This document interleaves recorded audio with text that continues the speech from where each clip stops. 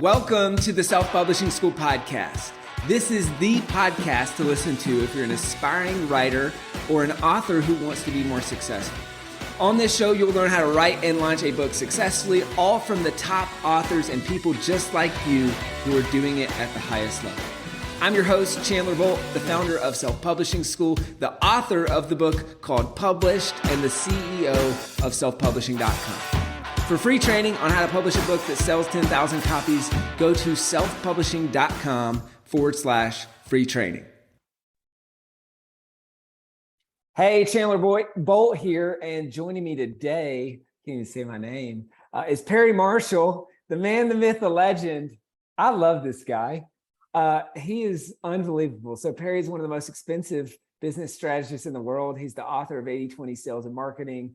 He's written a bunch of books on advertising, one of which is The Ultimate Guide to Google Advertising. He's also written Evolution 2.0, a bunch of other books. If you're watching on the YouTube channel right now, you see a couple of those books in his backdrop amongst a bunch of others. Perry's also, he announced the world's largest science research challenge of over $10 million, of exactly $10 million, the Evolution 2.0 prize. Really, really smart, very humble, very generous. I mean, I think his book, it's going to be a long intro. I think this book, 80/20 Sales and Marketing, should be required reading for any salesperson and any marketer. I've read it. I've read this book probably, 5 to 7 times. We've had it as a company book club at least 2 or 3 times in our company history. Perry's been generous enough to come in and do a Q&A with the team as part of this book club. I mean, this is a great book. I can't speak highly enough about it, and just all around great person. So we're going to have some fun today. He's also was on the podcast way back, episode 35, where we talked about some 80/20 sales and marketing stuff. And so we got a lot of fun stuff in store. Perry, welcome. Great to have you here. Thank you for the intro, and thank you for having me. And I've watched your empire grow and grow and grow, and I'm really proud of you. And I'm just glad to be here today. And we're going to have a really fun, interesting conversation. I think we're going to go some directions that most people would not expect one of these conversations to go. All right, that's what you told me before the interview. I'm like, I'm about to buckle up. I've got some questions, but we'll see where we go. I guess first is maybe the backdrop. Why are books such a big part of what you do? Even just like I'm looking at the history. I know you do multiple updated editions. You released a book this year. You released an updated edition of multiple books last year. Yes. Like it just feels like there's always books coming out or updated editions. So why is this such a big part of what you do? Well, in the marketing DNA test, which is part of 80/20 sales and marketing, we give people a tool to say, how is it that you persuade as opposed to other people? For years, I read all these sales books and, well, you should say this and you should do this. And it's a numbers game and you should call all these people. And a lot of that was good advice for some people, but it wasn't good advice for me. And some people are public speakers and they should just go out and they should woo the crowds and they should get the standing ovations. And that's what they should do. And some people should be making videos. And some people are writers. Okay.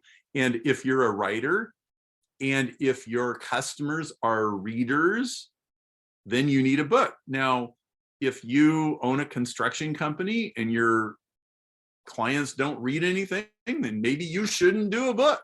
Like, I would never say that everybody should write a book, but some people are writers. And the reason that I write so many books is that my best customers are readers. And if somebody's read one of my books, so if they read 80/20 Sales and Marketing and they took the marketing DNA test and they went online and they got on my email list and they started getting the stuff, that person is usually a very, very good client. And I want to attract those people. And I do a lot of work in science. And in science, if you can't write, you don't know anything, right? You can't get a paper published. Everybody in science who's to be taken seriously publishes, right? And so So writing is my wheelhouse. And if you get good enough and do all the stuff to write one book, then writing a second book is less of a big deal. And writing a third book is less of a big deal. Yeah. And now I've got 9 out. We've got another one coming out probably in January.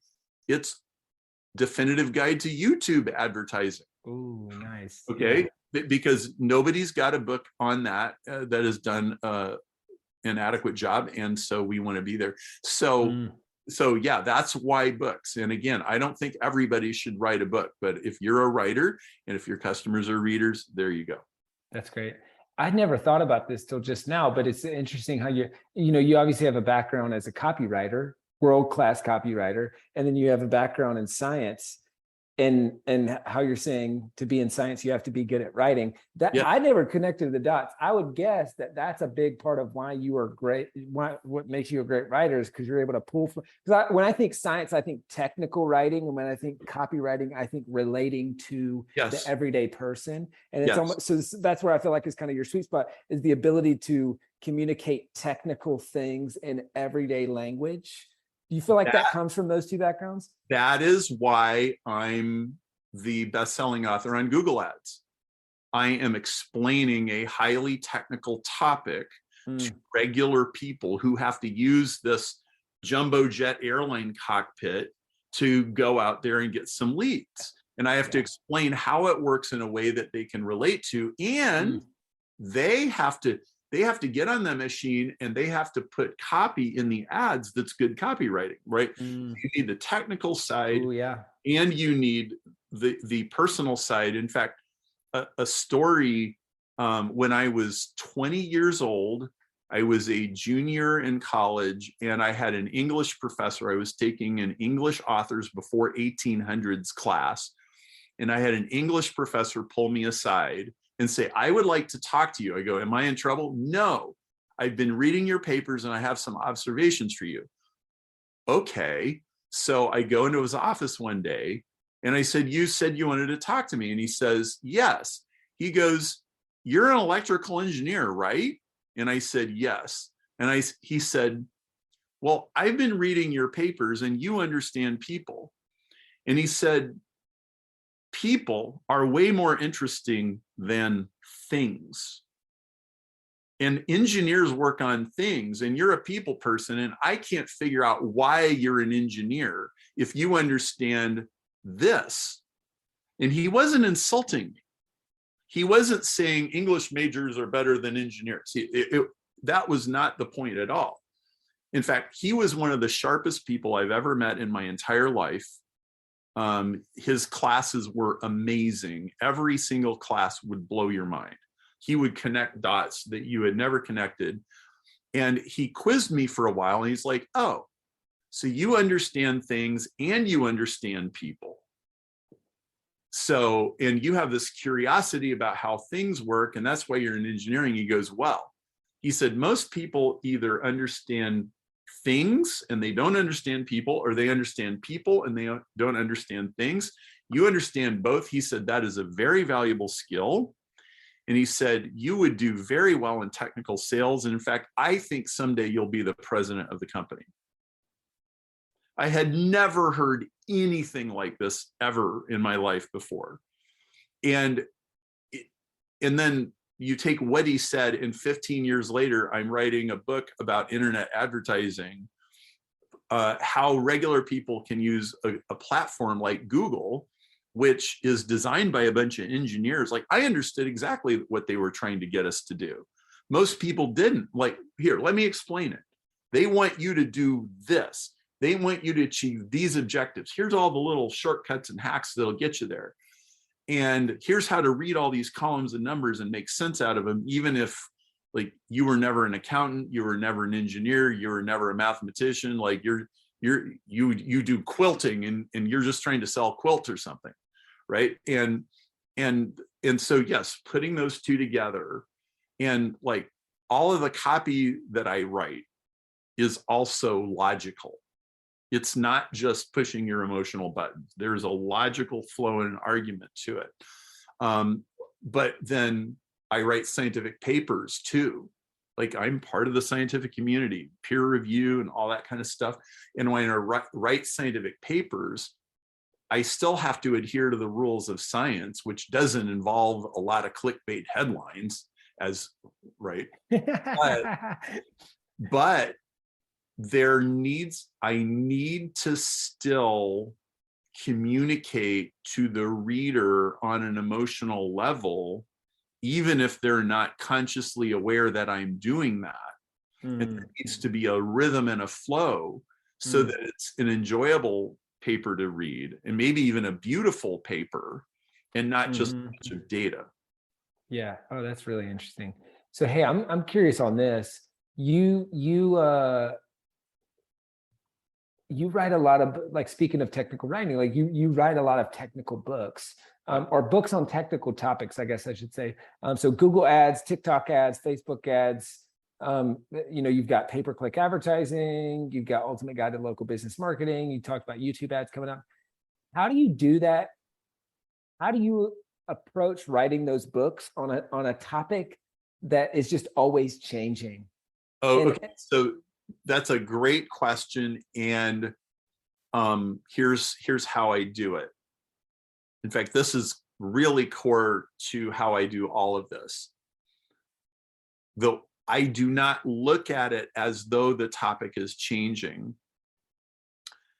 So one view of Google's platform or Facebook's platform is, oh my goodness, it's changing all the time.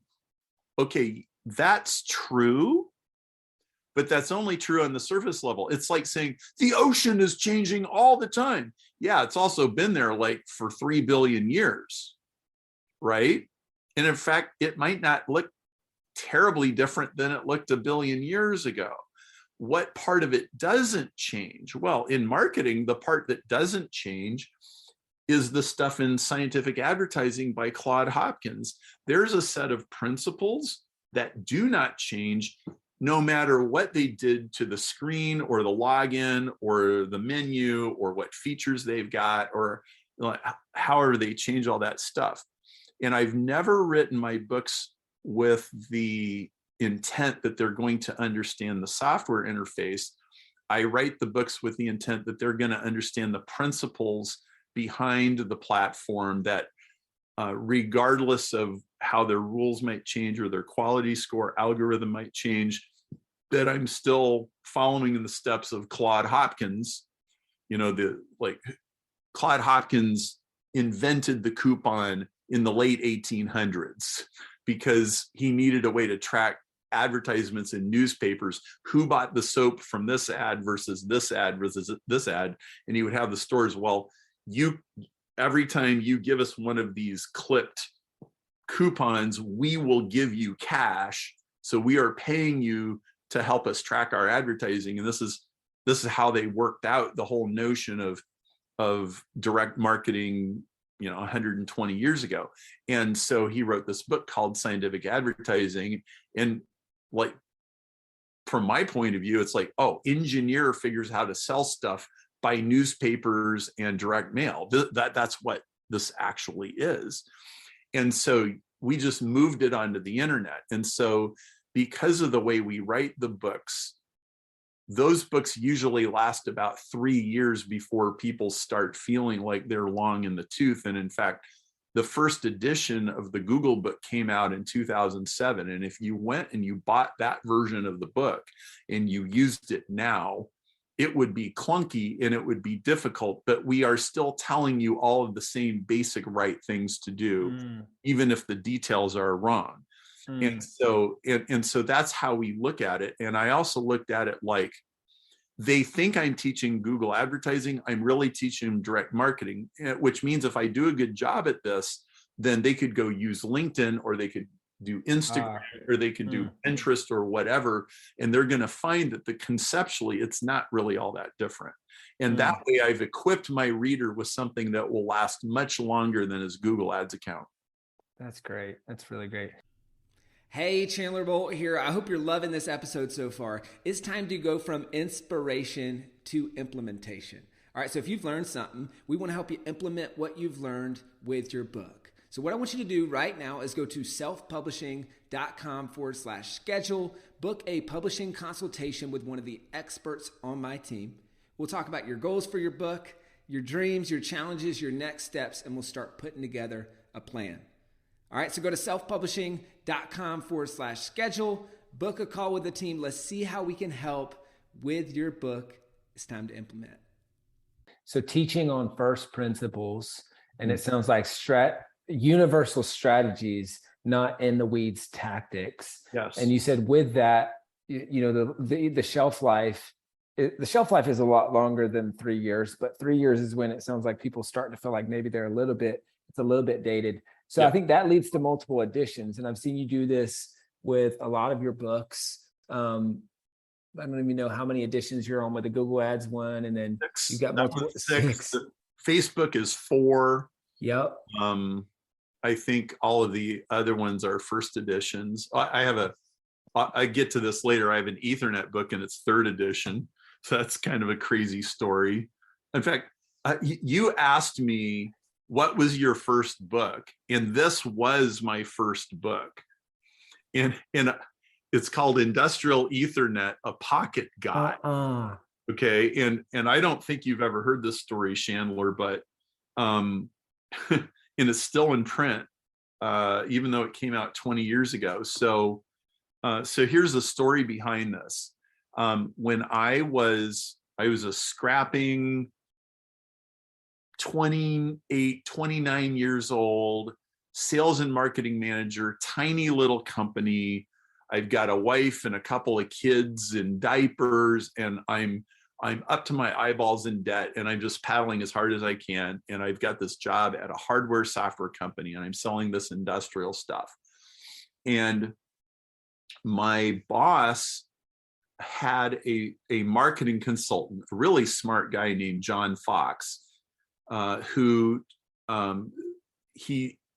John told him when Mike was approached by a trade magazine, they said, will you write us an article about industrial networks? John said, Mike, take it, like, do it. That's a really good idea. Just take it. I'm like, okay. And so Mike pounds out this article, and Mike is not a writer, and he hated every minute of it. And I would happen to be in Mike's office the day Mike finished the article, and he says, man, I am so glad I am done with this article. I hope I never write an article again.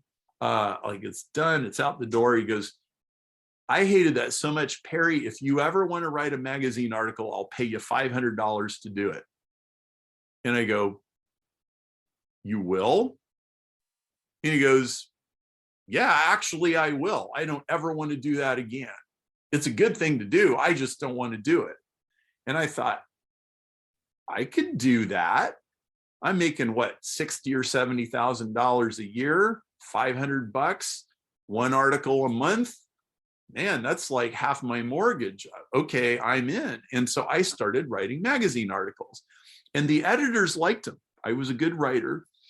Well, one day I get this phone call, and this guy says, hi, my name is Matt. I'm from the ISA, and we own this magazine that you write stuff for, and we have a book division, and we are looking for somebody to write a book on Ethernet. And I go, well, I don't really know Ethernet, but I know this other network called DeviceNet, and I know this other one. How about a book on those? And he goes, well, the readers aren't asking for a book on those. They want an Ethernet book. And I said, well, I don't know Ethernet that well. And he goes, well, I really like your writing. And if you want to do the research and figure it out and write the book, I'll give you the book contract because I like what you do. And I alter egoed my marketing gurus, in my head. And I think most of them would tell me that this is a good idea, even though this is like a giant pain in the butt. And I said, okay. And so I spent 6 months figuring out how Ethernet works so I could write an Ethernet book. And then I wrote this book called Industrial Ethernet, a Pocket Guide. And this is a niche, tiny niche market. I mean, these books sell for like 80 or $100 a piece, and only certain engineers and certain kind of industries would ever buy these things. I'd be surprised if this is sold more than, I don't know, 500 or 1,000 copies if I'm lucky.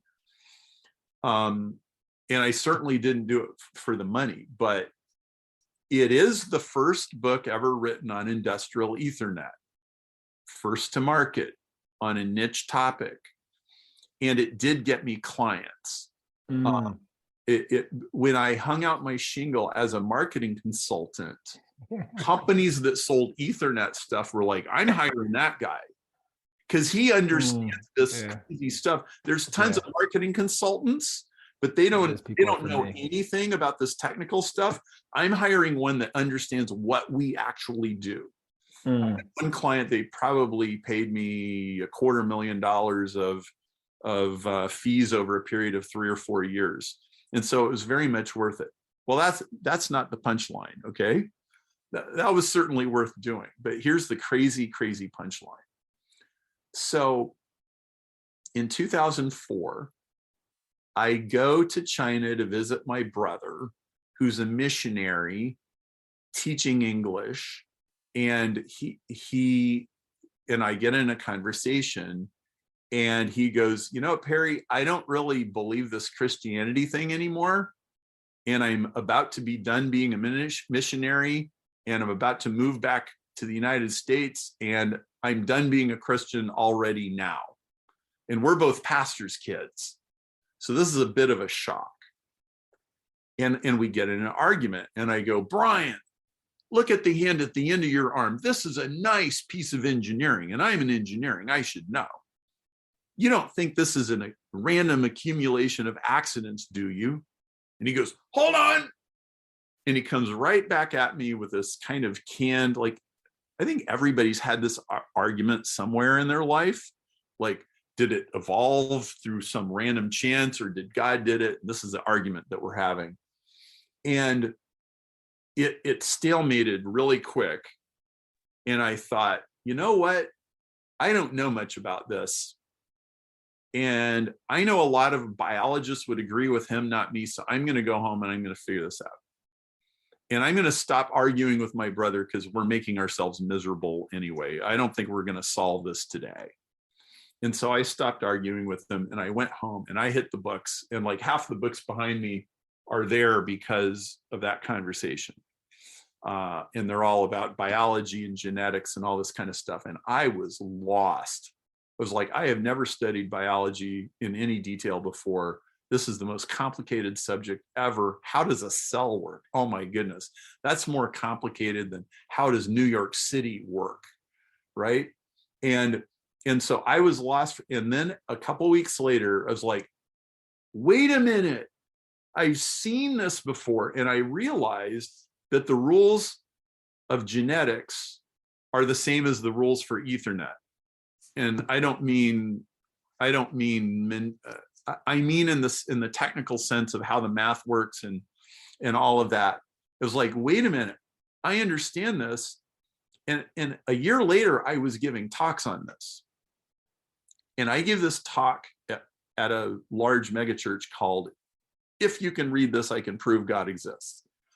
And I was saying that all codes are designed, therefore, even the genetic code is designed. And so there's evidence of a divine spark in the universe. And this got me drug into the largest atheist discussion board in the world at the time. And it was me defending myself, one of me and dozens of them. I was ridiculously outnumbered. And I had only one piece of academic credibility. It was like a really thin thread that I could put my stake in the ground and say, I actually know what I'm talking about. And that one piece of credibility was I wrote an Ethernet book for an industrial and technical society, which prints academic literature. And I know about ones and zeros, and genetics is ones and zeros. And this is the one tiny little piece of scholarly street cred. They didn't care about my Google books or anything like that. That didn't mean anything to anybody. But I had done this. Well, one thing led to another, led to another, led to a book called Evolution 2.0, led to me announcing the world's largest technology prize for basic science research, which is $10 million at the Royal Society. And when I went to the Royal Society and told my story, and it's on video, I held up this book and I said, it all started with ones and zeros. And like, who could have possibly conceivably imagined when I said yes to the editor of like the book acquisition editor of this industrial society, that 20 years later I'd be at the Royal Society of Great Britain, which is the oldest scientific organization in the world, announcing a science prize. And so this was a credibility game if there ever was one. In fact, science, I think, Chandler, I think you'd be very fascinated to hear this. People think of science as a cold, clear, black and white, objective, it either works or it doesn't, proof-based profession. And in theory, it is. But there's a problem. And the problem is almost any scientific experiment that gets done now, anywhere, any university, any city, any state, anywhere in the world, is so complex and so subtle and understood by such a small number of people that even other professional scientists mostly have to take each other's word for it. If an organic chemist says something about organic chemistry, a physiologist does not have the expertise to know whether he's telling the truth or not. He has to rely on publishing, street cred, number of papers, number of grants, how many letters behind their name. That's how they judge you. So in a sense, science is a more subjective field than you buying groceries at the grocery store. Like when you buy a can of beans, you open the beans, you can see what the beans are, and everybody understands what beans are. But if you see a press release about the latest Nobel Prize or something, you don't have any ability to know whether that's legit or not. It's not a can of beans. So science is marketing. Science, interesting. I see what you're saying. Almost everything that you and I call science is really marketing. Yeah, because you have a hypothesis. Do you do a test? You see the data, then you have a level of confidence in that test, one way or the other, but it's still kind of subjective. You're still deciding, okay, based on this, what do we test next? Yeah, but it's based on you believing the person who ran the test. And believing the data that the test produces. Hardly anybody actually looks at the data. There's most scientific papers, there's only 45 people that read it and understand it, and probably only 10 that ask any questions about the actual data. Right. Same with marketing, right? Right. And all of the biggest problems in science are marketing problems. They're not science problems. They're cultural problems, right? Like, I think a really mature, like if a bunch of scientists listen to this, the average scientist would be really agitated and irritated at what I said. The very best scientists would all nod their heads and go, yeah, he's right. Because that's what's really going on. And that's interesting. It's interesting, just overlaying the parallels to my world of marketing and of books. It's interesting because there's a lot of things that are part science, part marketing. And why does a book? And so maybe that's a segue to this question. Like, which of your books have sold the most and why? And because even that's part art, part science. Sure. Well, the number one is the Google Ads book, which is in its 6th edition. So that's Which do you guys wipe clean? Do you do a new listing every time you do a new book with that one? You mean on Amazon? Mm-hmm. Well, I believe you have to. Right. Back in the day, they would link together, but now, Yeah. at least last I checked, Amazon makes you start over, which is another reason why we only do them every 3 years. Yes. You don't want to start over every year. And why not leave the old editions up? Just like, hey, we're not going to sell them anymore. Well, they're still there, but I mean, I'm talking from the standpoint of like reviews and all of that. Yep. You start from zero every time you do a new edition. Yes. That's why I'm just looking at reviews on your books, and it's 80/20 sales and marketing has 875, ultimate guide. So that has one, 200. That one is the same book that we released in 2013. In fact, the publisher asked me if I wanted to do a 2nd edition. I said, absolutely not, because I'll have to start over, and I don't want to start over. I wrote that book to be evergreen. In fact, 80/20 sales and marketing, I don't think more than 5% of that book will be out of date 10 years from now. I deliberately wrote that book to not go out of date. There are little bits and pieces that are dated, but very little. And that's the number 2 selling book, and that's sold about 3/4 what the Google book has. Got it. And as a business book, that's the one that I'm most proud of. Is 80/20 sales and marketing? Yeah. And can you just, I know we're nearing the end of our time together. Can you just briefly, man, it's such a big question, but the 80/20 sales and marketing concept on a whole, how would you explain that on a napkin to an author, and like how they can apply that principle? Well, first, I just want to say there is hardly anything that will benefit your life more than a deep understanding of 80/20, because it applies to everything. It is all around you, every minute of the day. And I'm not joking. The 80/20 principle says that 80% of what you get comes from 20% of what you do, and 20% of what you get comes from the other 80% of what you do, which means really that the effective stuff is 16 times more effective than the ineffective stuff. And it's not equal, it's ridiculously unequal. And not only that, there's a top 20% of the top 20% that's still 80% of the 80%. And then there's a top 20 of the top 20 of the top 20. So what does that mean? That means it's basically a law of physics that one author like Stephen King is going to outsell almost all other horror genre authors in the world. It's not some unfortunate byproduct of capitalism or something like that. It's how the world works. And you're either harnessing inequality or you're a victim of it.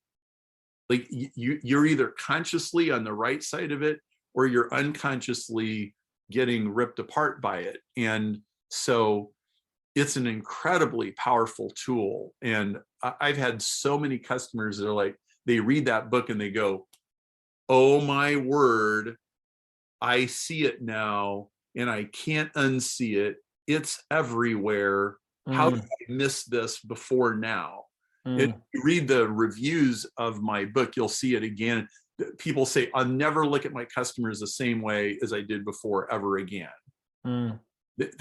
So it means that if you write 10 books, 2 of them are going to outsell the other 8, guaranteed. It means if you have 10 customers, 2 of them are going to outspend the other 8, guaranteed. And when you accept this, now you're living in the is world instead of the should be world. And it becomes easier to make money, easier to sell the things that want to sell. You stop trying to sell the stuff that doesn't want to sell. You realize there's natural forces in the world that you just harmonize with, and life gets easier. It doesn't have to be bitter, awful slog. And I think most education teaches people to go through a bitter, awful slog, and they just I'm going to lightning round with a couple final questions that I'm really curious on. So you've sold that 80/20 sales and marketing book for a penny for Yes. a while And now. I still do. Yeah. Yes. So still do. So a lot of people do a free plus shipping funnel. You're the only one I've ever seen that's done it for a penny. And why? What's the why behind that? And has it worked? Does it convert well? So the reason why we do the penny plus shipping is because I knew that I didn't really feel like I could test all of the ways that I might try to sell that. And I decided to copy the Columbia Record and Tape Club from 30 or 40 years ago, where you would open the Sunday newspaper and you'd see an ad. It would say, get these 12 albums for 1 cent. And there would be an asterisk and it would say plus shipping and handling. And then you would fill out this thing and you look at all the titles and you'd fill out the albums and send in the card and your albums would come. And they tried all kinds of stuff over years. And the one that worked the best was charging even a tiny little amount of money for it rather than making it free, because it seemed more valuable. So I said, well, I'm going to copy that. And we've now been running that. I think we've been running it for 9 years. If you go to sell8020.com, you can buy 80/20 sales and marketing for 1 cent plus $6.99 shipping and handling. So you're buying the book for $7. Now, I'll tell you a dirty little secret. That's about what we pay the publisher for the book on a huge volume discount. So you literally are paying the wholesale price and we are paying the shipping, which means we are taping dollar bills to the book. But here's what I found. So you remember the 80/20 rule? That 80% of the sales would come from 20% of the people. Well, we have upsells in the shopping cart.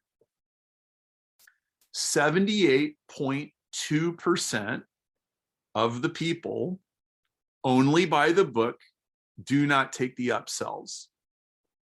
21.8% of the people take upsells and buy extra stuff. So I tape dollar bills to 100% of the books so that 20% of the people will go buy something else and something else. We have extra videos, extra courses. They're all worth the money. They're incredibly worthwhile. We give people incredible value. And we have 800 reviews on Amazon on top of all of that. So that's why we do that. That's great. That's awesome. Hey, what would be your parting piece of advice, knowing what you know now, to the Perry of, I guess, 20 plus years ago before you wrote that Ethernet book, and all the other Perrys out there who are thinking about writing their first book? When I was a young sales guy in the mid 1990s, there was zero apparent or obvious role for a writer to sell something. Like I get laid off from my job, I go hunt around, I get a job as a manufacturer's rep, and my job is to go make cold calls and go see people and get purchase orders, right? And I remember during that time, I sent out a Christmas letter, and one of my friends said, Perry, I read your beautiful Christmas letter. You're in the wrong profession. And I just laughed. Yeah, well, you can't make any money as a writer. What I didn't know was, if you take off your sales hat and you put on your marketing hat, you make lots of money as a writer. Writing is a lucrative profession, namely copywriting. Or what's copywriting? Copywriting is writing to sell. And you can write to sell industrial software or cranes or coffee or anything, right? And what I eventually figured out about myself is, dude, you're not a sales guy. You're a copywriter. In fact, you're an author writer. You're a technical writer. In fact, you explain technical marketing to people who aren't technical. That's what you should be doing. And when I look back at that sales job, I was always trying to educate customers about technology, and I was always trying to consult and be the expert and do all this missionary work. And it was square peg, round hole, bologna sandwiches, ramen soup, debt, credit cards, poverty, ramen noodles, baked potatoes and salsa. Baked potatoes and salsa is like really cheap food. Like that is the cheapest food that I know.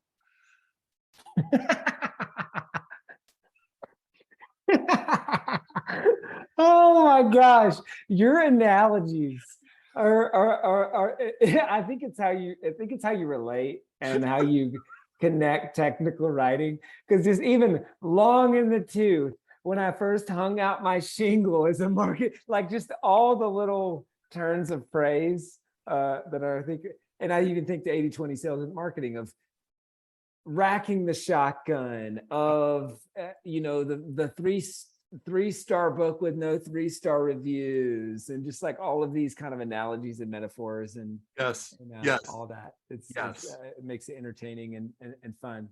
So I appreciate that about you, Perry. Isn't language like just the most fun thing in the world? Like, I know this is not everybody's, but if you're a real connoisseur of words are just the most amazing world. Right. And I want to say this, there's people listening to this that should not write a book because you are not words people. You don't love words. You're not in love with verbs or whatever.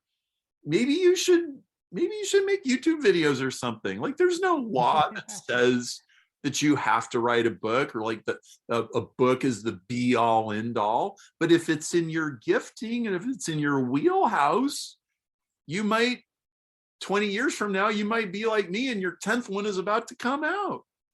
Hey, and if your gifting is videos and you want to do YouTube stuff, then check out that new book that's coming out in January. Absolutely. Go buy it. Guide to YouTube ads. Definitive Guide to YouTube Ads. It should be out at the beginning of 2023.